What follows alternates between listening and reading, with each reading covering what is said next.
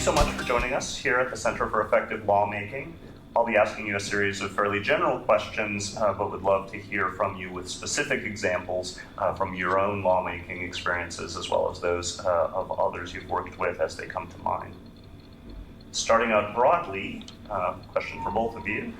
What do you see as the value of Congress as an institution?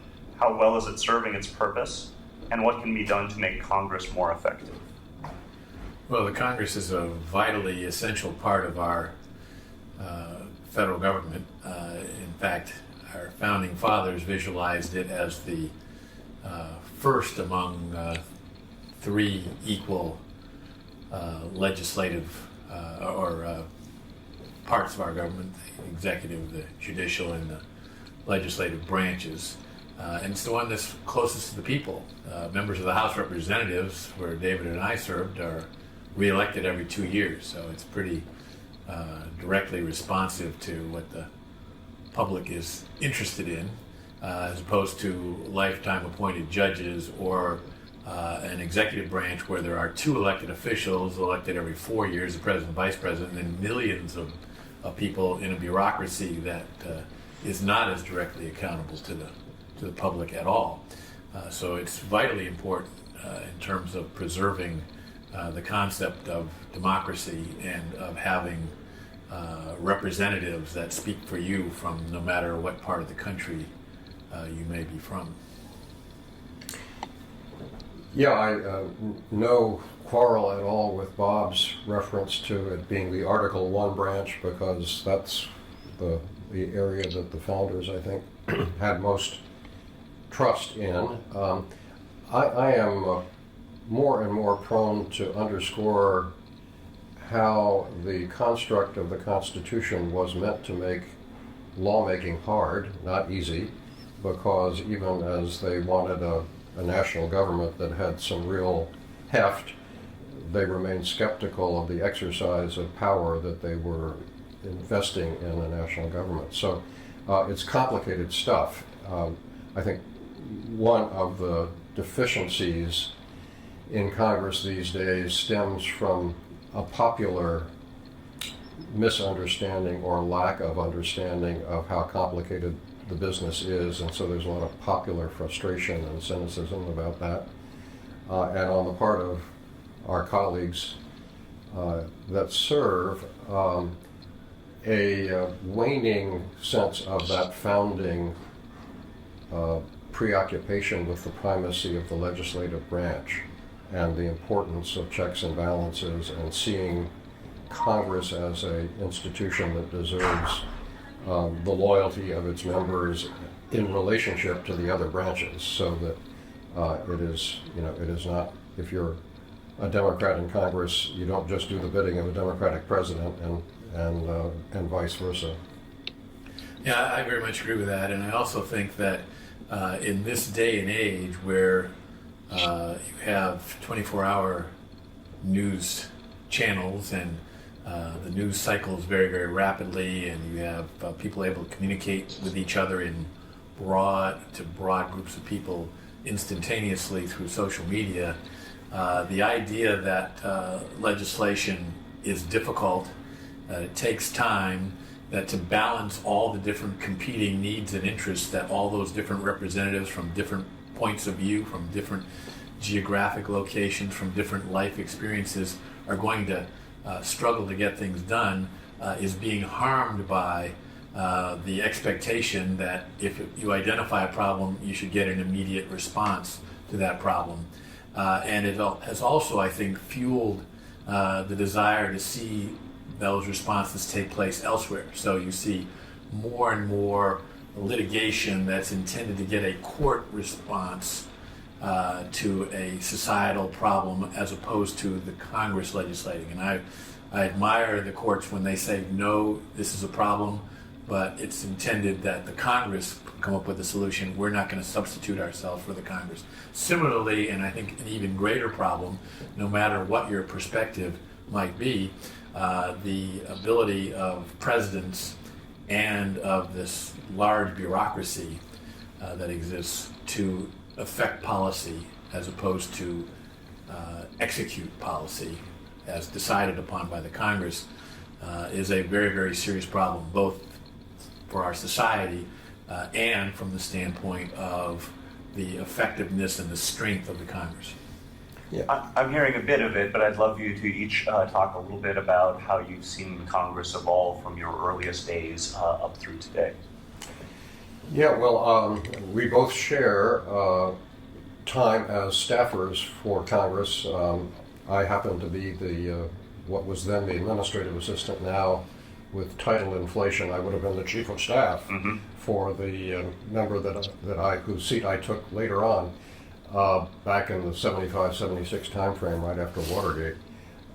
And it was an object lesson in the way things, in my mind, ought to work. That is, an infusion of talent and determination to make some changes in the institution, as well as get some legislation passed.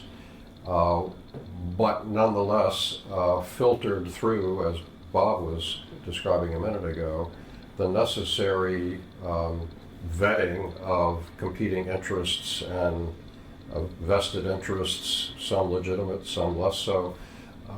So you realize, as I became prone to say, the business of Congress is one, compromise, and therefore two, what I term passionate incrementalism. The idea that there are going to be quick, dramatic solutions to big problems is an illusion, and unfortunately an illusion that many of our constituents share. But even though we're here in the land of Jefferson, we came down past Madison County and Montpelier, and Madison's way of expressing the wisdom that emerges out of representative institutions, Bob was expressing as well, is a really important lesson I had to learn really to start with. I hadn't lived that until I was in a legislative body. Well, I also worked for another member of Congress, Caldwell Butler, who was represented district very close to here in Charlottesville. In fact, Caldwell got his law degree here at UVA. He represented the Shenandoah Valley, and I was his, today we call it district directors. I think it had a slightly different title back then, helping constituents with their problems. I would say that there has not been as much change within the institution as there has been in terms of the form of the pressures that take place on the outside. And sometimes, most of the time I think that's good, but I think sometimes changing circumstances require some changes in how the institution operates. So for a long time now, I, along with someone you interviewed recently, Barney Frank, have been advocates for changes in the Senate rules in terms of the production of legislation. The Senate rules work against the trust of the public in the ability of the institutions to produce legislative responses. And while I do think it's a tough, difficult process, as I indicated earlier, I also think that people are elected to produce results, and the Senate is designed from an era when they maybe could take forever to discuss an issue and had less polarization on the outside, and therefore could get away with that kind of lack of response. But the House of Representatives, every Congress now passes hundreds, it doesn't matter who's in the majority, hundreds of bills that not all of them are worthy of ultimately being signed into law, but they've made it through a very rigorous process to get all the way through the House of Representatives. And then the Senate simply does not have the time on their calendar or the ability to get 60 bipartisan votes to pass something. And I actually think that if they eliminated their supermajority, their cloture rules, and allowed for unlimited debate, but then an easier cutoff of that debate to move forward, that in other words, you had to actually go to the floor of the Senate and actually filibuster rather than simply say, if you move this bill, I will filibuster. I think if they were to change that and make it easier to bring legislation to the floor, of the Senate, and then work out their differences with the House and send something to whoever is president to see if they want to sign it or veto it, that the institution would be stronger as a result of that, because it would be actually representative and responsive. And then you take your chances at the next election. If the public didn't like what you did, well, you rise or fall on that. But now members of Congress, of the House, go home and say, well, we passed a bill to address health care reform. We passed a bill to address a lot of different issues, and but it got tied up in the Senate. Occasionally the Senate passes something and the House doesn't, but it's far, far, far more often the other way around. And I think that change is needed. But as a House member, I had no ability to change the Senate rules. There may occasionally be, I'd be interested in Bob's view on this, occasionally a situation in which House members can vote for a bill knowing full well that the Senate isn't going to take it up, so it's a way of making a statement, but without taking the risk that legislation might actually get into the statute books, and a little bit of manipulation that may go on there from time to time as well. Yeah, well, I definitely think that happens some, and I think that also happens in the Senate, but I also think that the Senate would be truly the greatest deliberative body that they in the past have claimed to be if they could get to a decision. And I'm not advocating for moving toward a parliamentary system where the executive branch and the legislative branch are unified under one leadership. But I am advocating for a system where you actually get something done. In the British parliamentary system, the House dominates. The Senate can block things on occasion, but the House is preeminent. They get things done, and then they can actually execute them as well. And then they're up or down in the polls with the public. That has its benefits, but it also has its demerits. It's too much power concentrated, and it also results in rapid changes when the power flips from one party to the other. You don't have that in the United States. You still wouldn't have that if the Senate actually made it easier for the Senate to actually pass their own legislation. Yeah, I hadn't thought till you were commenting, Bob, about the good old days, such as they were when the filibuster meant you got the cots out and it was sort of, you had to hold the floor round the clock until you couldn't, and then there was a vote, rather than just threatening that possibility, which I don't know when the last real filibuster occurred. There have been a few in recent years, but very, very few. Yeah. And that's really what it's intended to be. There should be very few real filibusters, but the fact of the matter is when one member of the Senate can put a hold on something, in fact, for a period that used to be indefinitely a secret hold, that was changed so that there's a limit on how long you can hold it, keep a bill from moving without disclosing who you are that's blocking this popular piece of legislation. But that has changed, but they just hand it off to the next person, and then they lift their hold and someone else puts a hold on, and it continues on. So that, I think, has eroded the public's trust in the ability of Congress to address societal problems at the same time that the public's expectations of how things need to be addressed and how quickly, in some instances, they need to be addressed is rising, and the ability in this polarized environment of the Congress to produce is falling. That's a dangerous circumstance. Moving from the institutional level to the individual lawmaker trying to advance his or her pieces of legislation, what did you see as your particular approach to effective lawmaking when you had an idea you wanted to move forward? For me, and I will confess to not being sort of the stereotypical glad-handing politician. I'm basically a quasi-introverted personality. And I mention that only because what I had to learn, and what I think is the essential ingredient in getting anything done, is personal relationships. And the time it takes to get to know colleagues, to establish trust relationships, especially across the aisle, but not exclusively. A entity of 435 members, and you need to get somehow to 218 on something if you can. So I spent a lot of time just getting to know colleagues, very intentionally, looking for opportunities that would enable me to have those sorts of personal relationships.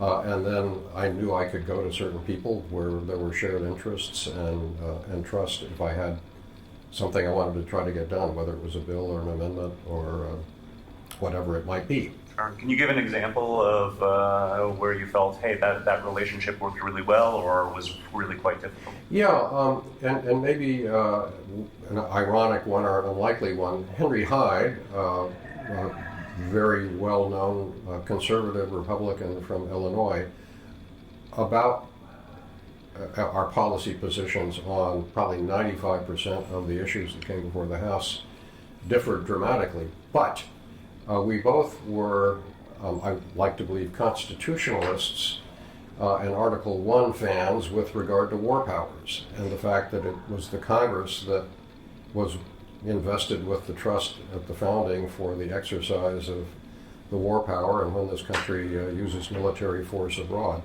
And Henry Hyde and I put other differences aside and were able to work together on trying to restore the proper role of the Congress in dealing with those decisions. Sometimes failed, occasionally succeeded in getting votes where they should be. Henry Hyde, I'm glad you mentioned him. He was a mentor of mine. When I got elected to Congress, I was assigned to the Judiciary Committee, and he was a senior member. And after just 2 years in the minority, Republicans in 1994 suddenly won the majority, and Henry became the first Republican chairman of the Judiciary Committee in 40 years, and had a tremendous influence on me. He was very good at giving newer members opportunities to take legislation and move it forward, to get all kinds of different opportunities and experiences. So I'm forever indebted to him, and that was indeed one of his characteristics. My own experience in the 26 years I served in Congress, and I was successful in getting one bill passed in my first term, which was a Democratic-controlled Congress, House and Senate, and a Democratic president, Bill Clinton. But I found that in all my years in the Congress, I never got a bill passed and signed into law, and I had scores of bills passed over that time that became law. Not a one passed without having bipartisan support. So there are very deep differences. David mentioned his differences with Henry Hyde. Henry and I would probably agree on 90% of the votes that were cast.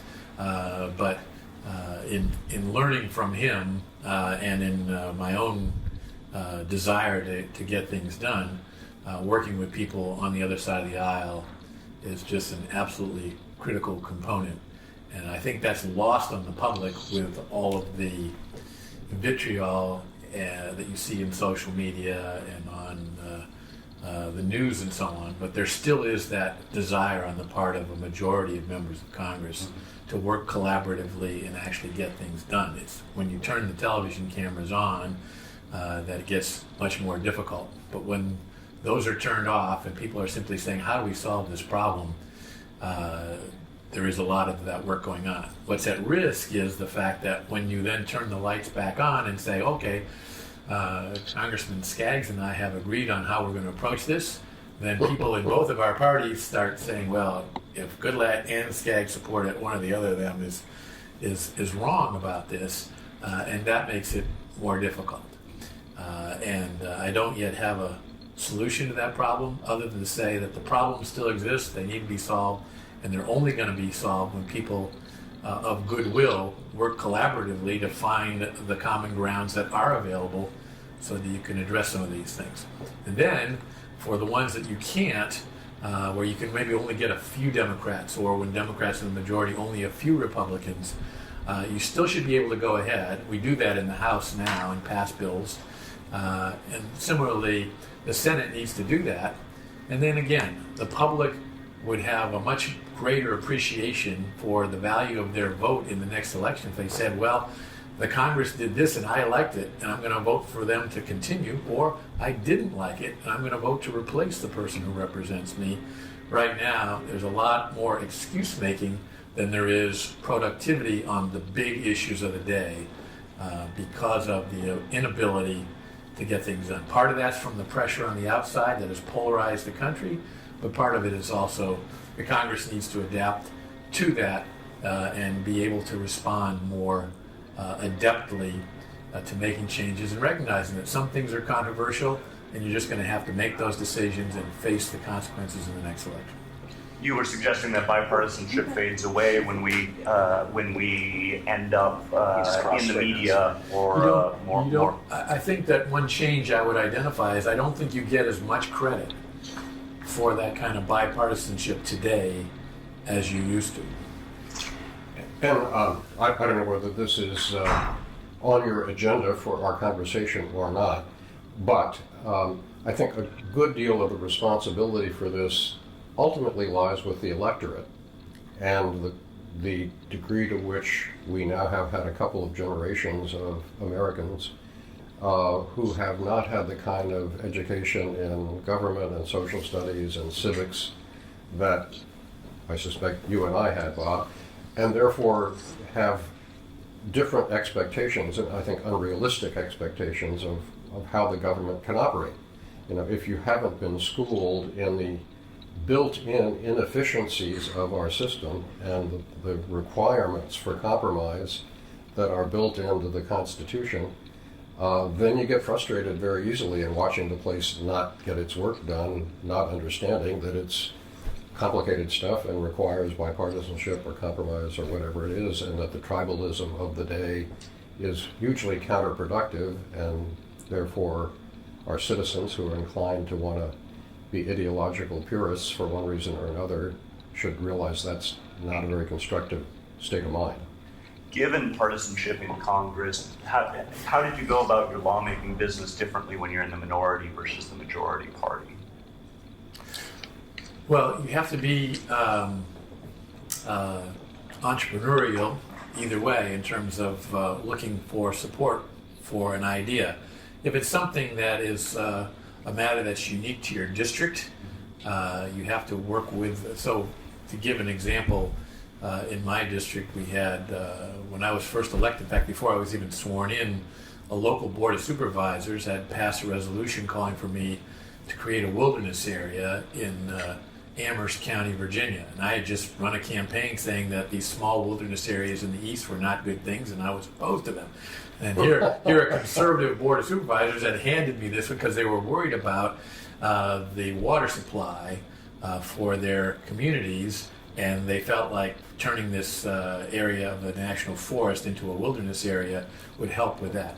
So I did a lot of research and determined that a wilderness area would not solve the problems of the Appalachian Trail ran through there. They wouldn't be able to use power tools. There was a huge, beautiful bald on the top of this mountain that came from cattle grazing in the early 20th century, and they mowed that to keep that, and they wouldn't be able to continue to do that. But I discovered something called national scenic areas. There were only 6 in the country at the time, but I found that they had much greater flexibility. So I worked with local environmental groups, with local timber industry folks, and with this local government, and said, instead of doing a wilderness area, why don't we do a scenic area? We can preserve the few dirt roads that remain so that senior citizens and people with disabilities could get up into this beautiful area, but we could prohibit new roads and we could prohibit timber harvesting except when you needed to get in there to do salvage, and you could continue to allow power tools on the Appalachian Trail and to mow this bald and so on. And I went to the Democrats on the Agriculture Committee who were in charge, and the subcommittee chairman took a real interest in it, agreed to hold a hearing on that. And when I brought in representatives of local environmental groups and representatives of the timber industry and the local government official, they all sat at the table and said what a great idea this was. I was in pretty good shape, even though it was a Democratic Congress. They passed it through the committee, later passed the House, and I don't remember what I had to do to get it through the Senate, but we did. Perhaps Senator Warner was helpful in that regard, and President Clinton signed it into law. It was my first legislative victory, and it was done by doing this collaboratively, first with people on the outside, and then taking a good idea that they had a consensus on, and got support from the people who were in charge, the Democrats, to move it.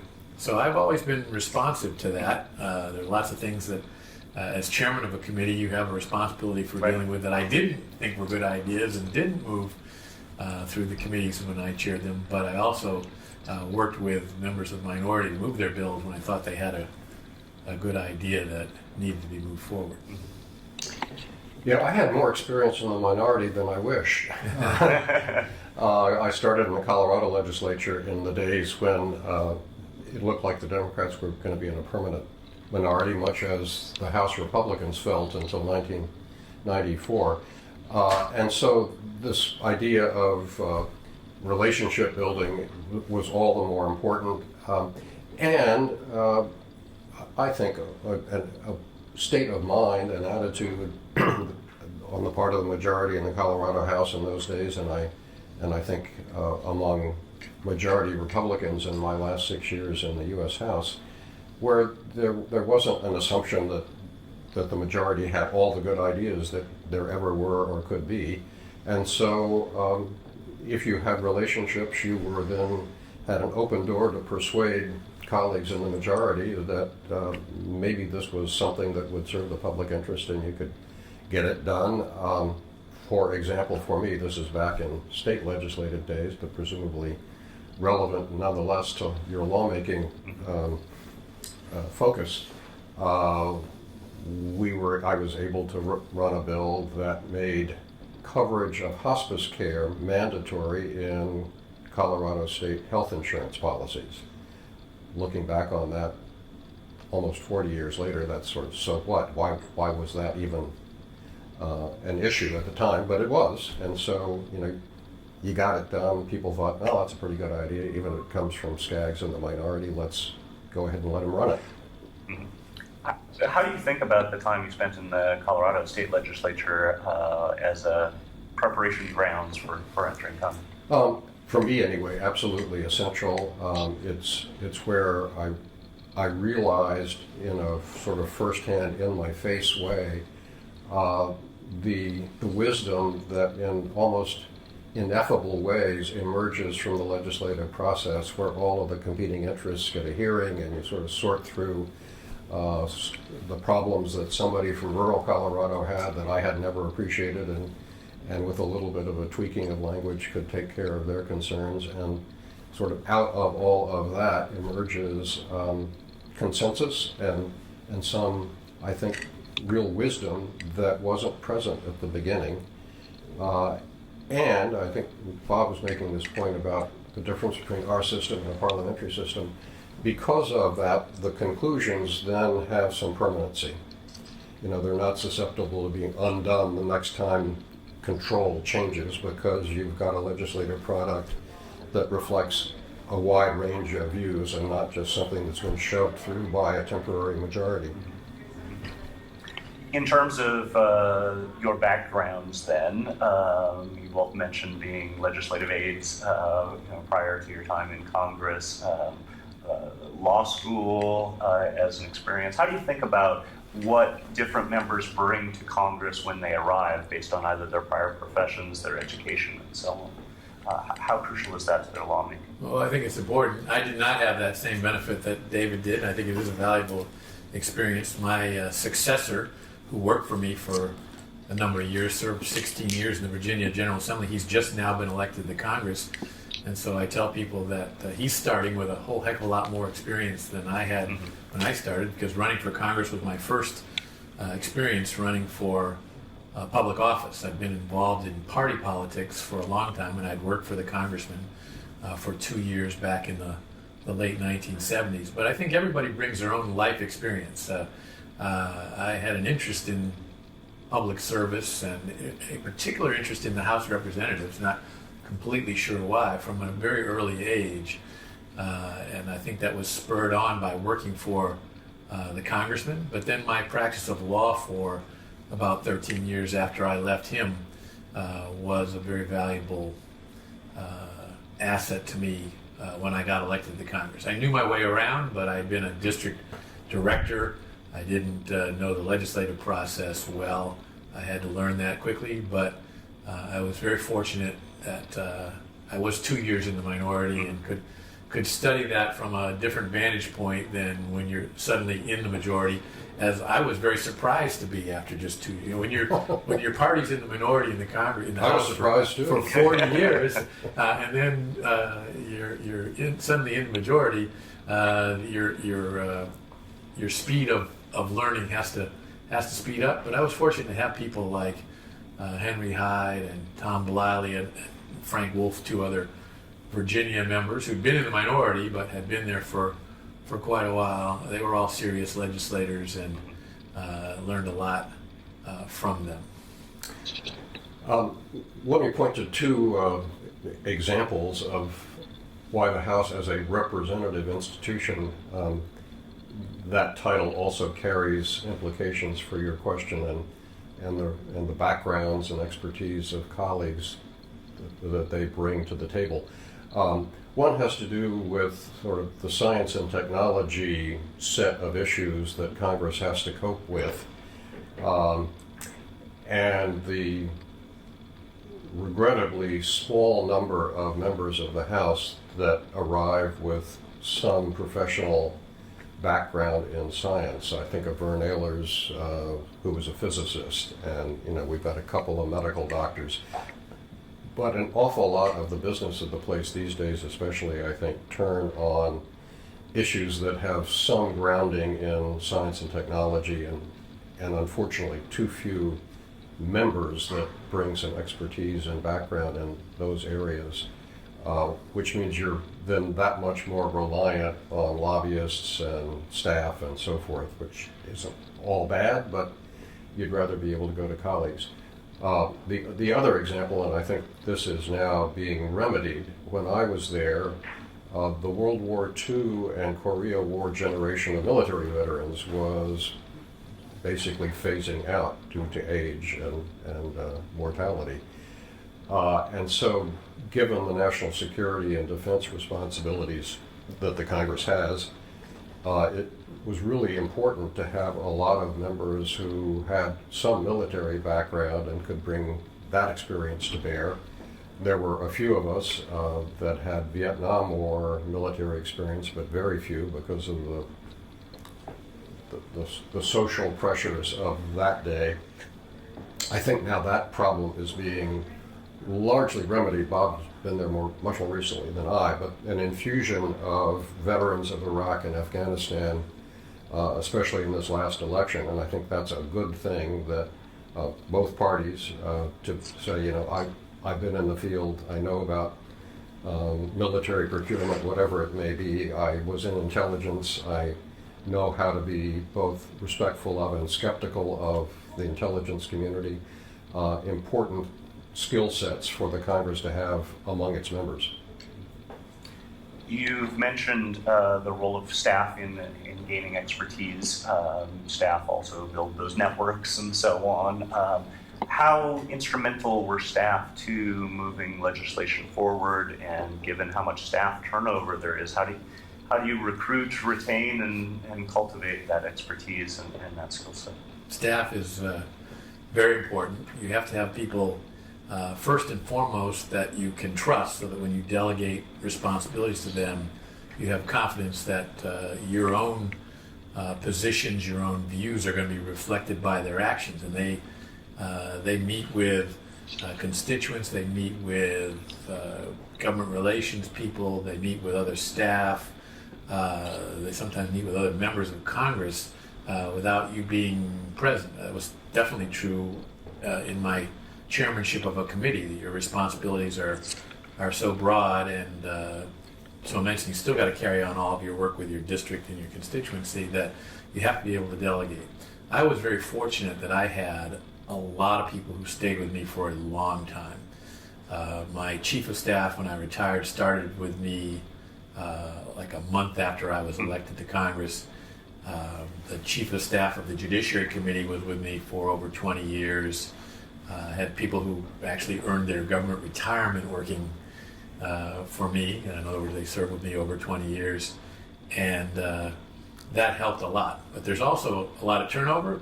You have to look at that as an advantage. What happens there is people will go, and often they'll go do something in the private sector or in another congressional office or in a Senate office or in the administrative branch, and they suddenly become a contact and a part of a network that you can work with to get things done. So staff are valuable. The more intelligent they are, and the more loyal they are, and the more capable they are of executing the responsibilities given to them, the better.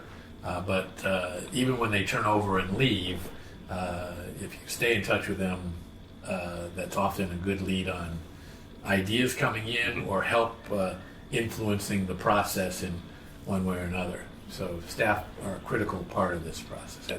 At the end of my service, when I was chairman of the Judiciary Committee, I had probably about 75 staff people between my congressional office, my Judiciary Committee majority staff, and my campaign staff that were all reporting to me. And if they don't work, then you've got a big mess. If they do work, you can be an effective member of Congress.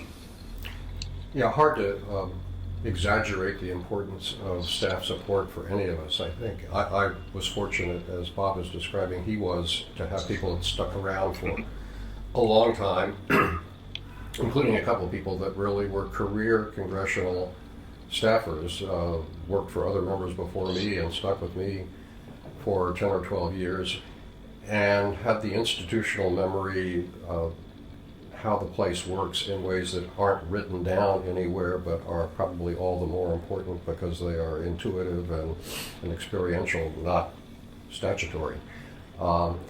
And with no false modesty, I would often somewhat joke that I was just a figurehead as a member of Congress. You know, the real work was being done by the good people I was able to attract to work in the office, and were able to get into details that I didn't have time to understand or work on. So I think because I had been a staffer myself for a couple of years, I had a built-in respect for that role. You know, we hear all sorts of unfortunate stories about some members who are arrogant and dismissive and abusive of staff. I hope that never even occurred to me, much less happened, because if you don't understand that your success depends upon their ability and their sense of job satisfaction, then you're not going to get much done. In terms of members bringing their own expertise, either from their personal backgrounds or because you just invest in learning an issue or set of issues, some members seem to be generalists, kind of a little bit across the board, some specializing in an issue area or a couple issue areas, and some maybe not all that interested in policy making at all. How do you think about the generalist versus specialist approach? What are the benefits and costs of each approach? And how would you describe what your take on lawmaking was along those lines? Well, I think it depends a lot on your committee assignments and how long you stick with your committee assignments. So I was on the science committee for my first couple of terms, and I enjoyed that work and had a little bit of a science background from college days. And then went on appropriations, which is sort of the archetype of generalist work. And so, you know, you needed to know a little bit about a lot of things in your subcommittee's jurisdiction. And I don't know, I've never had this conversation with other members, see what Bob says. You know, I would like to think that I had both some subject matter expertise in a few areas that I tried to develop, and most of the time was a generalist. And one of the joys of the job, I think, is that it's a license to be a dilettante, if you will, that you can call up just about any expert around the country or the world about whatever happens to have your curiosity, or be up on the floor the next day and say, what do you think about this? And they'll answer your phone call.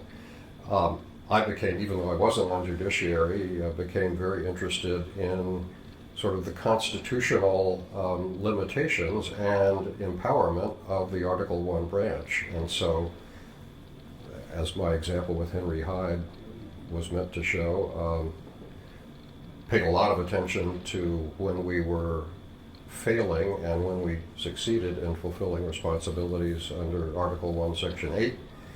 And a lot of members, I think, sort of conveniently say, well, if there's something unconstitutional about this bill that we're about to vote on, the courts will take care of it. That seemed to me to be a default in our responsibility to pay attention to whether it was due process issues or First Amendment issues or whatever it might be. So I tried to work on those even from the committee vantage point that I had. And I think demonstrating,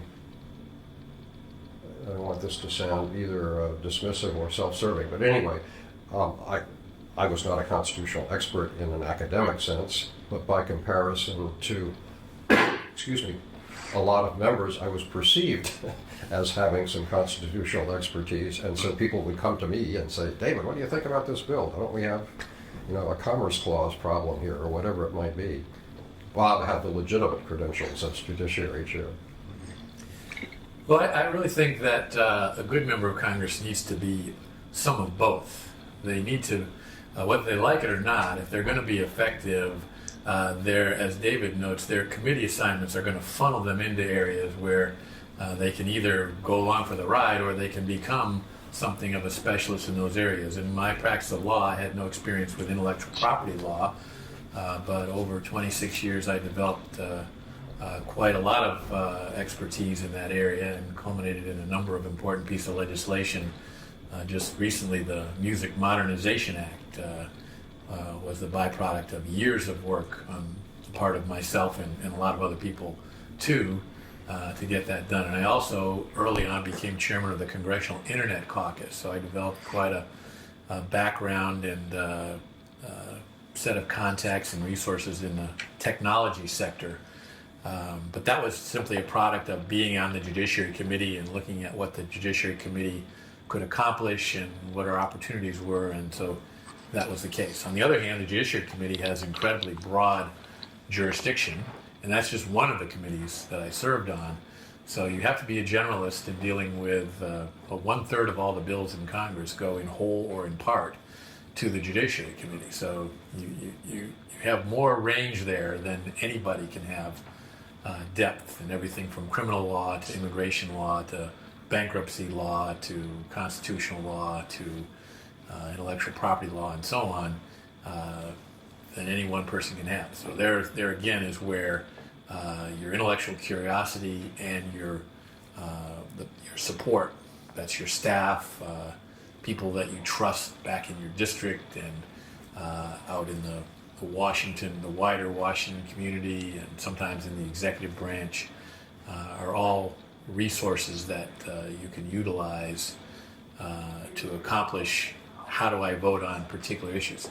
It's also very true, as David noted, that when it came to voting on something that wasn't in one of my committees, talking to somebody who I trusted who was on that committee would oftentimes answer my questions and satisfy some of my concerns about whether I should vote for or against a piece of legislation. So you need to have people with a broader background, whether they brought it with them to get to the Congress or whether they developed it there, you need that. But then at the end of the day, you've got to cast a vote on every single thing that comes before the Congress. And you've got to have some level of figuring out how to do that and satisfy yourself that you were doing it with some knowledge of the merits of each vote you cast. Gentlemen, a quick break. I just need to check your microphone. Oh, yeah. Right after you finished talking, so that was a really good time.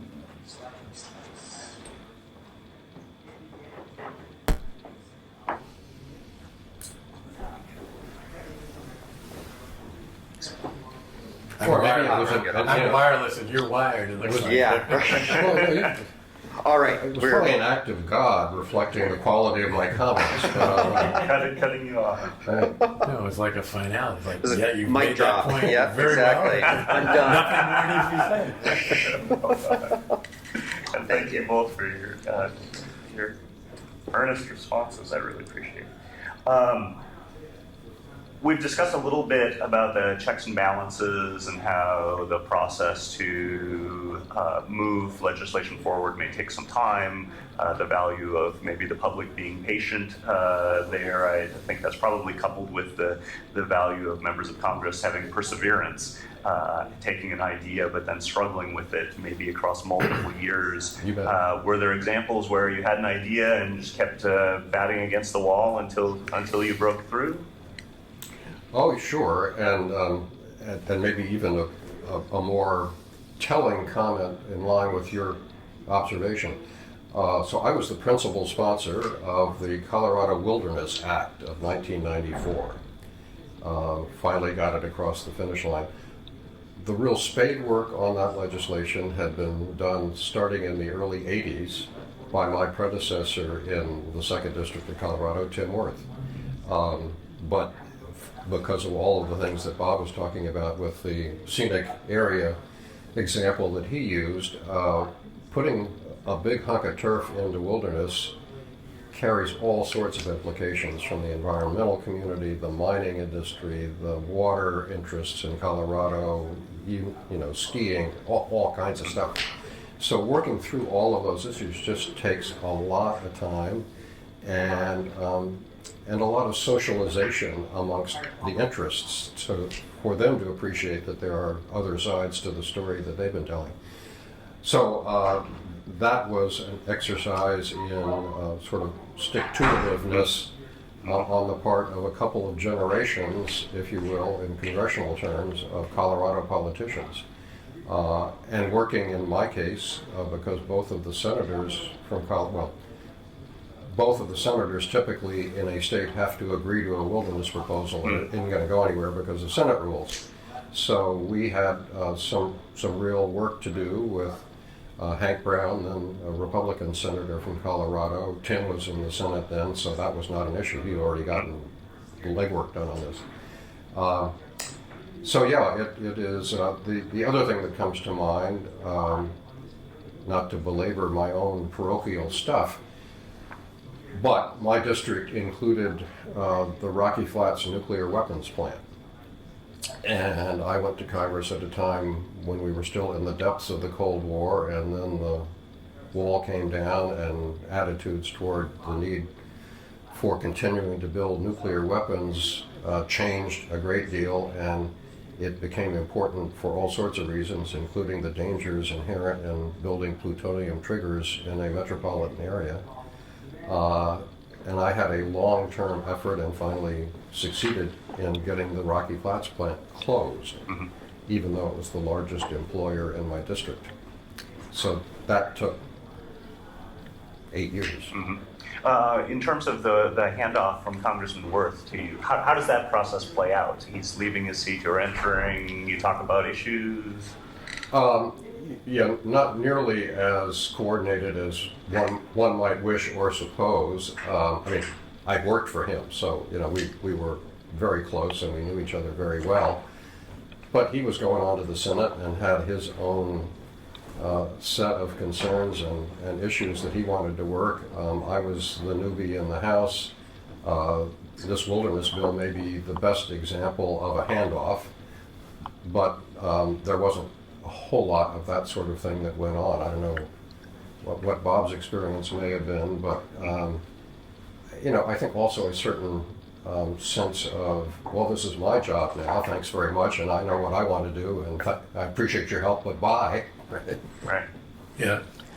Well, I've had experience on both ends of that, and in two different ways. When I was elected, I was replacing a Democrat who was a nice enough guy, but wasn't real interested in my start, and I think his staff was even less interested in that. So we really had to reinvent ourselves from the ground up. I remember he handed me 2 files, went over to his house, and he met with me about 2 flood reduction projects that I got through. They were good that he started those, and good that they got finished and have accomplished their objectives. But that was it. And I remember I called him about the wilderness area issue. And in fact, he had been the person who was the only member of Congress who'd gotten wilderness designations for any land in the congressional district that we both represented.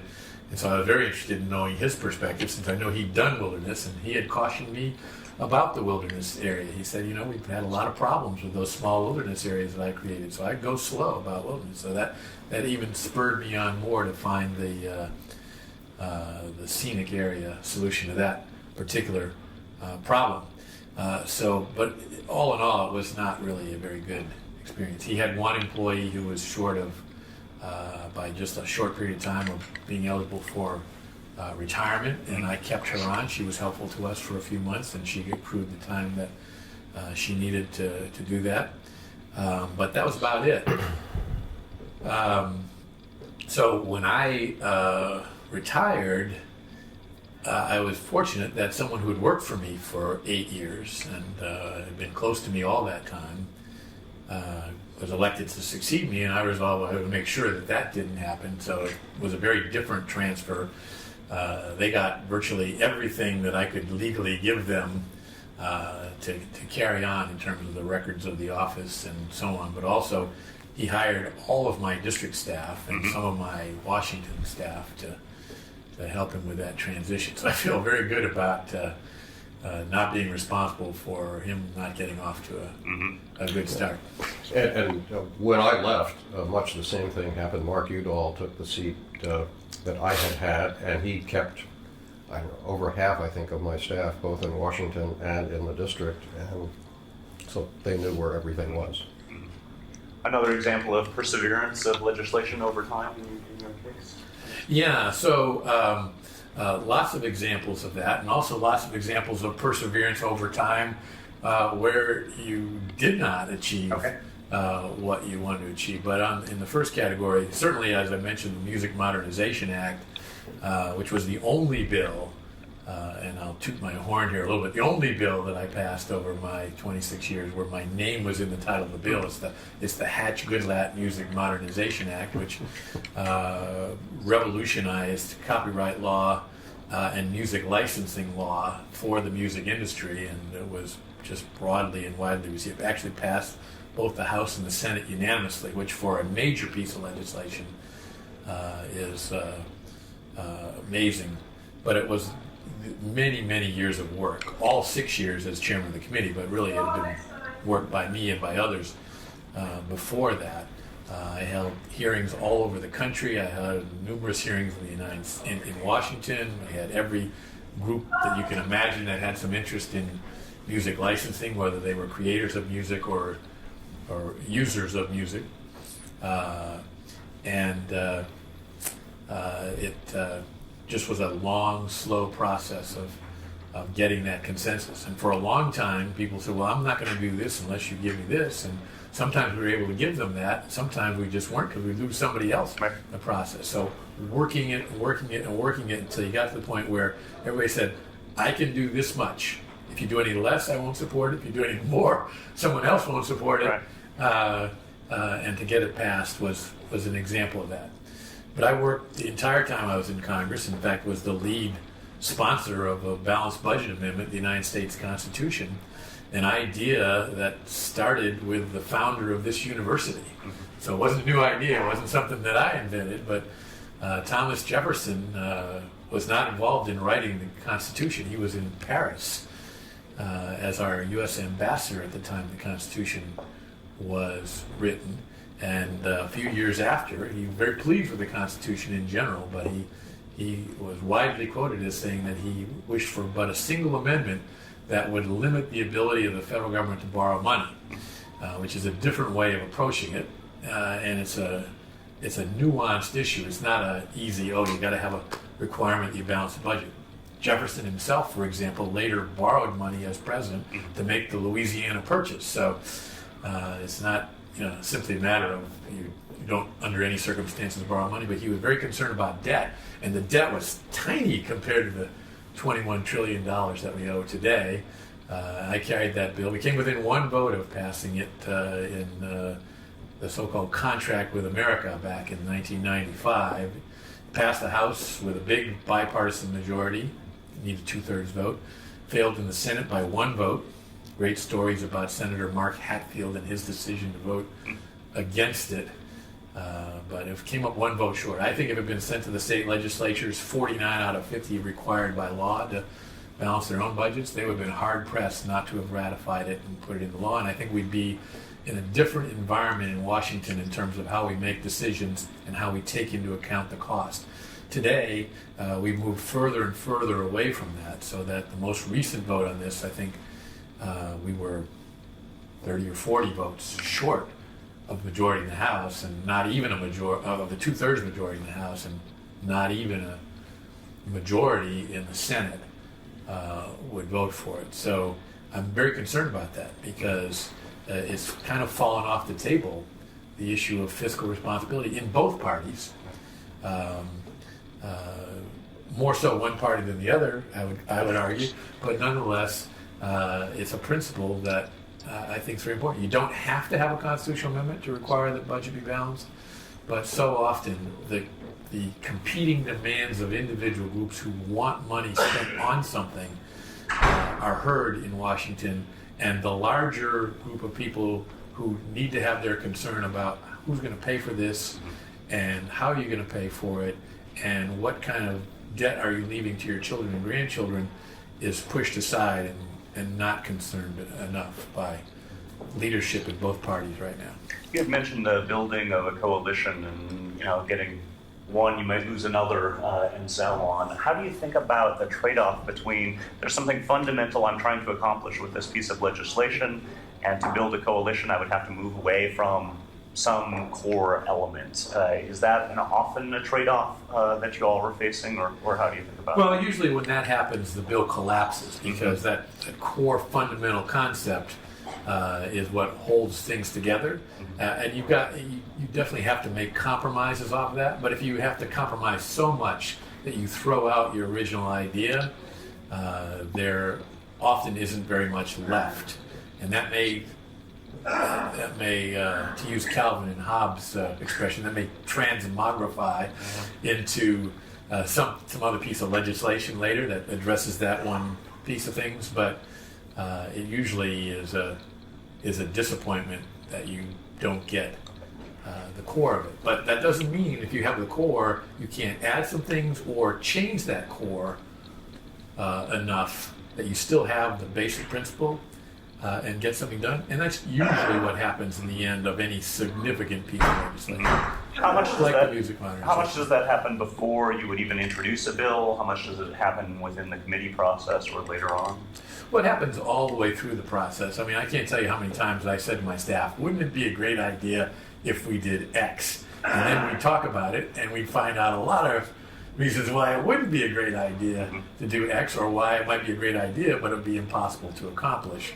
And then we move on to other things. So, but that's the seed that's planted, and lots of times it would then grow into an idea and become a bill that you'd introduce, and then there's a long process after you introduce it. And lots of times that includes input from either constituencies in your district, or it comes from national organizations that have identified a problem and need a legislative solution to it, and representatives of those groups will come to the Congress. And sometimes they'll identify me as the person that they want to introduce the legislation because I'm on the key committee, or I'm chairman of the committee, or I have an interest in this, or whatever the case might be. But that's just the beginning of the process. You drop the bill, unless it is a post office naming or something like that, which I think I did. I did one for Caldwell Butler. I think that's the only post office I ever got named in 26 years. And I will risk thinking out loud with you about your previous question. There aren't a lot of bills that encompass or give voice to a matter of principle. There may be foundational core policy objectives. There are more often votes that may implicate a matter of principle for some members and not others. So, I think certainly abortion-related legislation tends to immediately trigger what members conceive of as, their their principled positions on that issue. Another one that comes to mind, which immediately went to the level of principle, was legislation or constitutional amendments dealing with flag burning. But most of the business of the place is a more nuanced, less, goes less to your core fundamental values than those few cases, and again, sometimes constitutional issues. But, most of us show up for the job with some irreducible minimum core values that we're not going to give up, but most of what brings us to the process is a realistic understanding that it's a matter of give and take and making deals and working out differences. I want to talk with you a little bit about caucuses. Now, we've mentioned the Internet caucus, but I'd like to start, before we get to that, the nature of that sort of caucus, with these ideological or kind of party faction caucuses. I'm thinking the Republican Study Committee, or the New Dems, or the Blue Dogs, or the House Freedom Caucus, and so on. What do you see as their roles in Congress? Are they primarily position-taking or lawmaking? Do they advance legislation effectively, or mainly block legislation? How do you tend to think about what they're up to? Well, I served for one Congress as the chair of the Democratic Study Group, the DSG, as it was known around the place, which I would like to think had a history of being an information provider to members. This is what's on the floor today. These are the pros and cons. So it was not it didn't take a lot of positions on different policy areas, but saw its role, especially within the Democratic Party, as providing members with information, pros and cons of bills that were coming up. And I think a lot of Republican members relied on the DSG study sheets as well. Where it did take positions was on sort of institutional process questions. Things like the responsibility that the caucus had to choose committee chairs, that these were not just a matter of seniority, but needed to be responsive to the members. And then I was a member of a number of other caucuses. I think, speaking for myself, those were operations I joined largely for symbolic reasons, if you will. There wasn't a whole lot of work that got done by the caucus. It was to demonstrate sympathy and interest and support and so forth. Maybe that's changed in the last 20 years. Excuse me. The other personal experience, Jim Leach, Republican from Iowa, and I started something called the Constitutional Forum, which was kind of a caucusy thing, because Jim and I realized that so many of our colleagues simply hadn't gone to law school, hadn't had an opportunity to become particularly familiar with constitutional issues, and so they came up all the time. Why don't we have a place where members can come for lunch and bring some experts in and talk about the First Amendment, for example. That's great. I had some experiences similar to that with the Constitution. When I was chairman of the Agriculture Committee, not the Judiciary Committee, I started contacting members of the Supreme Court and asking if they'd like to have me bring over a bipartisan group of members of Congress who were all lawyers that I knew both from the Agriculture Committee and the Judiciary Committee, and maybe a few others. And I think 4 different justices, Justice O'Connor was the first one, and Justice Kennedy and Justice Scalia, Justice Breyer, I think, all took me up on that, and I would come over and have a nice little dialogue, talk about the Constitution, and dance around some of the hot issues that were before the court at the moment. Some were more forthcoming in what they were willing to say about cases that were du jour, but that was very interesting. And I also was very concerned about the lack of attention paid to the Constitution in the writing of legislation. So when we Republicans gained back the majority in 2010, I think it was, we we lost it in 2006, so for 4 years Democrats were back in the majority. We got it back in 2010. A lot of talk about Democrats passing legislation that wasn't constitutional and so on. So I said, well, why don't we start the very first day of the Congress by reading the United States Constitution on the floor of the House? And our leadership thought about it for a while, and they said, yeah, we think that's a good idea. I then asked my staff to do some research to find out when the last time the United States Constitution was read on the floor of the House. Turned out it was 1800 and never. The United States Constitution had never been formally read on the floor of the House of Representatives. You know, the Senate, I'm sure, was read many times as part of filibusters. So we invited members of both parties. We had, 150 members come down on both sides of the aisle. We went back and forth. They each got a little paragraph, sometimes not even the whole paragraph to read, and we read the entire Constitution. That's continued now. I think the Democrats did it in this Congress when they got the majority again. Sort of like NPR reading the Declaration of Independence on the 4th of July every year. Yeah, absolutely. It helps to focus the mind a little bit. We also put in a requirement, I don't know if they did carry this over or not, that you had to cite the section of the Constitution that authorized your legislation when you introduced it, which I think is a good exercise for people to work through. But anyway, with regard to the groups, so we do have some subgroups of the Republican Conference, like the Republican Study Committee, which is a very large group. It comprises probably 2/3, may vary from Congress to Congress, 2/3 to 3/4 of the Republican members are members of that. And it's kind of a place where you can identify with other conservatives. They do take positions on issues. They do attempt to influence what happens on the floor, but not in as aggressive a fashion as the Freedom Caucus, which is a newer iteration. These are people who thought that the Republican conservative the study committee were not conservative enough for them, formed their own group, and they did something that I think is one of the things that I would change in terms of the rules of the House to make the Congress more responsive.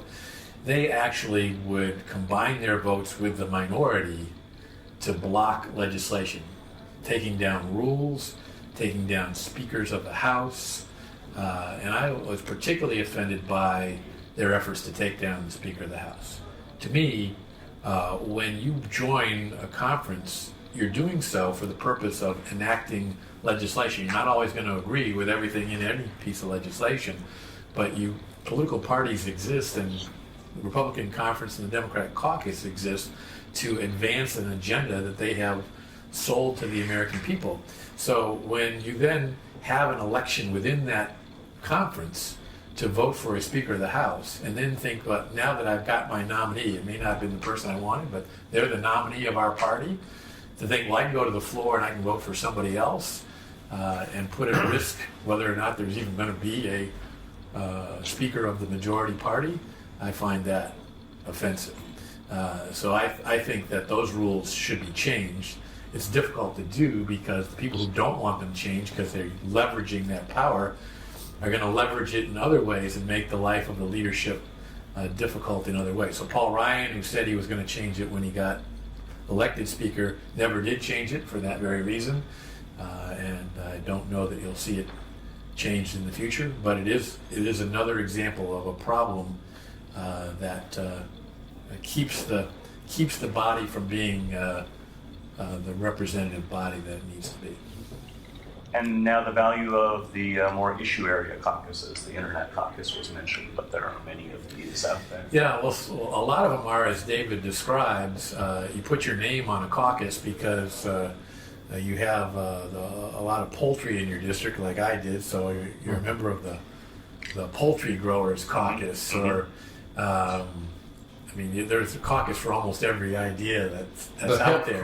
I'm sure I was a member of 100 or more of them, but some were much more serious than others, and the Internet Caucus was one of those because it had a very large outside support group. It had a 501c4 organization called the Internet Foundation, or Education Foundation, I think was the name of it, and they would put on programs for both members and staff to basically educate them about the internet. And in its early years, it was really important because there were a heck of a lot of members of Congress who'd been elected who the internet really was not a reality for them when they got elected to Congress. And they needed to get up to speed on these issues, myself included, by the way. And so that had a professional staff and did a lot of work that I think was productive. It did not take positions on issues. It was an educational process. So there are a lot of bipartisan issues in the technology sector. And I think part of that is to be credited with how that whole process got started. People on both sides of the aisle could jump into that issue and issue areas and find things they could work on together with members on both sides of the aisle. And the organization that was promoting this debate was not saying this is where you have to be on this issue. And I think important to realize a lot of these caucuses are really generated from the outside of the Congress, not from the inside. So one that comes to mind is the Kurdish caucus, which I think the impetus for that was from areas around the country that have a lot of Kurdish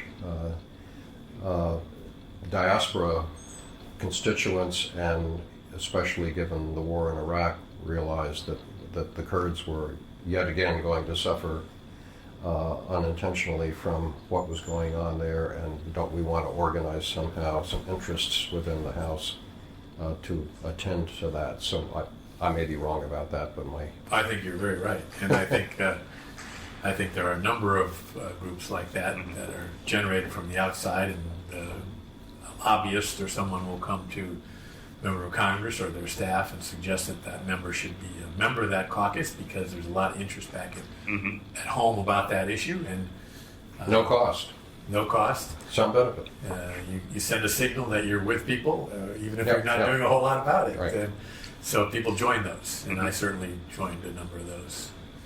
In terms of the inside Congress, outside Congress for the formulation of legislation, so I could imagine some pieces formulated by the executive branch, some pieces formulated by these interest groups or lobbyist organizations, others formulated largely with a focus on the party leadership, still others within committees through that deliberative process that you were describing before. Kind of talk me through when those come from different sources, how the process plays out, or plays out better or worse, or just differently? I've been surprised. I served with really 4 presidents. President George H.W. Bush I think he was in office 17 days after I got elected. He was defeated the same year I was elected. But served with Bill Clinton, with George W. Bush, with Barack Obama, and with Donald Trump. And I've been surprised at how few real legislative initiatives came from any of those presidencies. There were some big high-profile issues, but even, for example, legislation that has come to be known as Obamacare, it really didn't originate with Barack Obama. It originated and was written by the Congress, and he decided to get out in front on that. But there are major issues. The Trump administration has been very, very involved in trying to formulate, and so far unsuccessfully, the necessary dynamics to have some changes in our immigration laws, and I certainly support the effort to do that. And there's interest on both sides of the aisle in doing that. There's all kinds of emotional issues that attach to that on both sides that make it very difficult to get that done, but that's one where the administration did take a key role so far, and in fact they got behind a number of different initiatives. I know because at one point they were supporting Goodlatte 1 and then they supported Goodlatte 2, which were somewhat different, but they both were efforts to try to get a majority in the Congress to get a bill out of the House that could then go over to the Senate. I think that most legislation comes from 2 sources. One, members of Congress who, from their life experience, come in and say, you know what, we got a problem here, I've heard about this, I've heard about that, I want to do something about this. And secondly, from groups, whether they're constituent-driven groups or whether they're Washington trade association, businesses, labor unions, nonprofit organizations, groups get behind an idea and drive it. Sometimes for very good, pure motives, sometimes for very self-centered motives. And it's up to the members of Congress to look at those and say, you know what, that has merit, that doesn't, or that has merit, but there are these problems, and we got to grab hold of it, take it, and change it. Yeah, your question makes me think back to the days when I was first getting involved in the business, if you will, when the evening news or the papers would often say, well, today the White House has sent to the Hill, you know, a bill to do X, Y, or Z. And I don't know the last time I've heard a story like that, that as Bob was saying, reflects a real fully worked out legislative initiative from the administration that has gone through a vetting and refinement process within the bureaucracy to deal with a problem X. So I agree that the impetus for most legislation comes from some amalgamation of both outside interest groups coming in and finding a receptive member, ideally a committee chair, that says, yeah, we ought to do something about that. So you think about prescription drugs and the senior lobby and the pharma lobby working together to get that through, and ultimately with the endorsement of President Bush, or student loan issues. Again, those emerge out of constituents, out of the higher ed world, out of the financial community. I don't know how to parse all of that to say this is how that happened to happen. And then there are some of us have our personal legislative access to grind and succeed in pushing a bill through that reflects that. But that's really the exception. Yeah, not to say that the administrations don't engage, but it's often in a reactive fashion rather than an initiating. And they do sometimes come up with legislation. They may publicly say, we're sending this to the Hill. That is rare, but it does happen. More often, they'll work with a member of Congress and say, we're really interested here in the Department of Justice or in the Department of Health and Human Services in this solving this problem that we have. Would you take the lead on introducing it? And they're not the lead on it. They're then responding to how it evolves as it moves its way through the Congress. And then within Congress, over your career, how would you think about the role and discretion that committees, subcommittees, their chairs have relative to party leadership taking a stronger legislative role? It ebbs and flows. Part of it depends upon how capable the committee is. Part of it depends upon how high profile an issue is. Some leaders, and it's usually the speaker and the majority leader that have the influence here, take a very Speaker Pelosi is very well known for being very hands-on about moving legislation. Republican leaders in recent years less so, but still sometimes more than the committee chairs would like, say you've got to move this bill, and then we're suddenly saying, well, but this bill is a bad idea for these reasons. Okay, well, you fix it. Well, we'll fix it, but then this group out here that is the one pushing you to do to be moving the legislation, they aren't going to like the fix that we make to it. So there's a natural tension between the committee chairs and the leadership on what agenda moves through the Congress. At the end of the day, the Speaker of the House and the Majority Leader hold the most cards, but a good committee chair can stop a bad piece of legislation from moving even when the Majority Leader and the Speaker won't.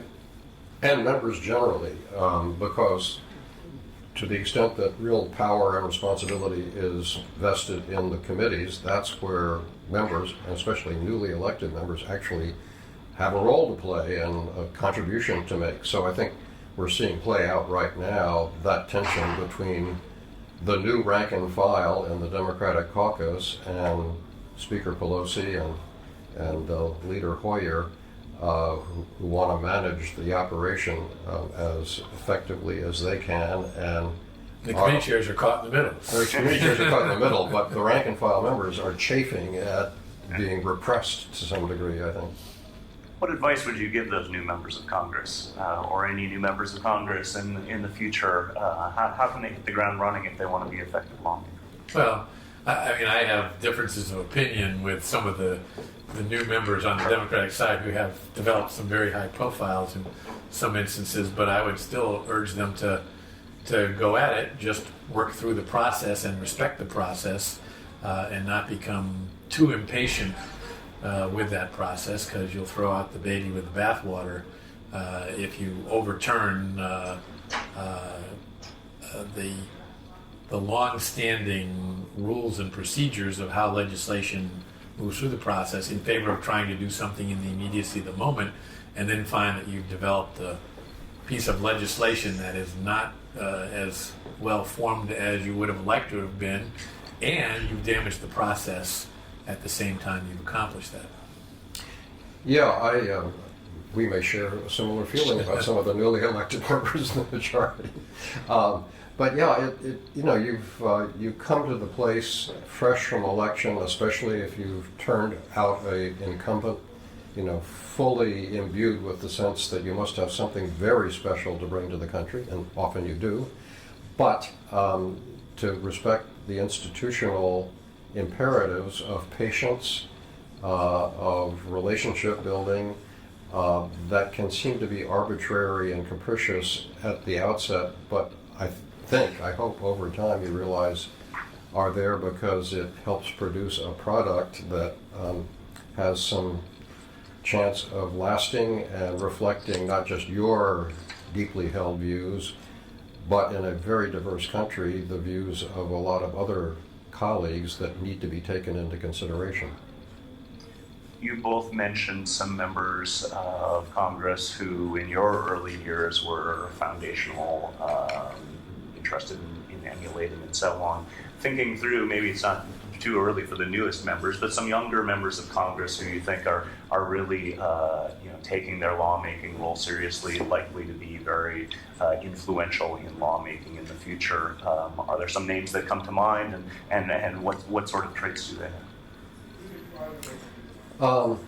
The ones that I know best are the newly elected members from Colorado on the Democratic side, Joe Neguse, excuse me, in particular, who has the seat that I used to have, who I think is instinctively someone who understands the need for relationship building and respect from the other side and all of that. So I think Joe will make a mark. I don't think he's too impatient with making the mark, and will serve well. Other than the high-profile people, which I think we are hazarded to try to assess at this early stage. Well, the Judiciary Committee is a magnet for drawing some of the more dynamic members of Congress. Sometimes they're out on the extremes, but sometimes they're very good, hardworking people, and some of them stay with the committee. Some of them move on to what are called A committees. The Judiciary Committee, in my opinion, should be an A committee, but because it deals with such incredibly hot-button issues, some people shy away from it or go for a short period of time and then move on to the Ways and Means Committee or the Appropriations Committee or the Energy and Commerce Committee after they serve for a couple of terms. So there are some great folks who have gone through there and done very good work and gone on to other committees. I think of Tom Reynolds from New York. I'm partial to the fellow who took my place, who made it a real effort of his to get onto the Judiciary Committee, and I'm pleased that he did, and that's Ben Klein. But I think there are a lot of people who are either new or, from my perspective, new given how long I've served in the Congress, that I think are really outstanding legislators. Some, like Greg Walden of Oregon, have become chairman, and now he's the ranking member of the Energy and Commerce Committee. I think he's an incredibly talented guy. And I don't just say that because my UVA daughter works for him, but he is a very capable guy. Time for one last question. Thinking back across your careers, is there anything you wished you had done differently as a lawmaker? And couple that with what are you most proud of? Oh, geez. How much time do we have on the first question? Yeah, I wish that I had learned earlier than I did the importance of developing really solid, not just superficial relationships with members of the other party. It is an objective, understandably, I think, that is not, or a value that isn't held up in the early orientation days of a new Congress when, especially if it's a new majority, it's all about what are we going to do as, holding things together as Democrats. But ultimately you realize that that's absolutely essential in the long haul. What I'm proudest of has to do with things parochial to Colorado, I guess. The Wilderness Act that I mentioned before. Few of the things that you get done have some sense that they are going to make a difference over the very long term, and preserving some of the magnificent country we have in Colorado forever, we hope, gives me great satisfaction and pride. And the other thing, an example of, I guess, stick-to-itiveness, started my first few days in the House getting a feasibility study done for a new building to house the National Oceanic and Atmospheric Administration laboratories that were scattered around in different places in Boulder, Colorado. And one of the last things that happened after 12 years of working on getting the authorization through and the appropriations through was that we dedicated the new NOAA labs in Boulder, and that was enormous satisfaction to me, given the importance of the work that they do, and it was very gratifying because I have a lot of friends that now work there.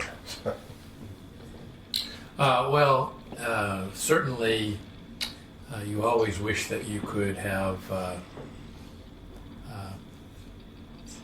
pulled more people into your circle on a particular issue to get it done. I was very interested in patent litigation reform as part of my interest in intellectual property, and I think that was more a victim of the fact that the Supreme Court kept issuing rulings that were mostly, in my opinion, favorable rulings that were, just as we get consensus on we need to do these things, the court would rule, and that would take one of the issues off the table and the whole coalition would collapse. We'd have to start rebuilding it over again. But I do think that working in a more collaborative fashion earlier on with some of the groups that were opposed earlier on might have resulted in some more reforms that still need to be done, in my opinion, in that area. But that whole effort has basically dissipated in the Congress. I'm sure it'll come again at some point, but that's something that I think was left on the table that could have been done. We actually passed through the House with a huge bipartisan vote. We couldn't get it through the Senate, and then forces set to work on it, and these Supreme Court decisions came about, and we had a different bill, and then we had another different bill, and never got it to where we wanted to be. One great success that I enjoyed working with members on both sides of the aisle and in the House and the Senate, and with President Obama, was in addressing the concerns raised about government surveillance following the Snowden. I'm no fan of Mr.